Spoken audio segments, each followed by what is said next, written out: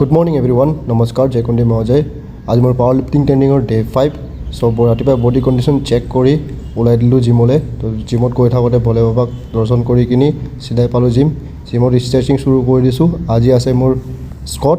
so সেইকাৰণে stretching important হয় stretching জলদি খতম কৰিবলৈ ট্ৰাই কৰিছোঁ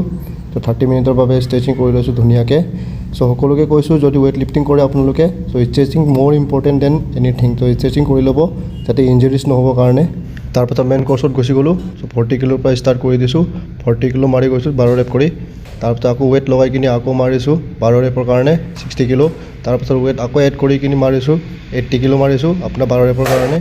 দেন আকৌ ৱেট লগাই মাৰিছোঁ 110 কেজি ফৰ 8 ৰেপৰ কাৰণে এইটো মোৰ সেকেন্ড টপ সেট আছিলে সো এইটো অলপ হেভি গৈছে লাষ্ট টপ সেট মাৰিম 140 ফৰ 1 ৰেপ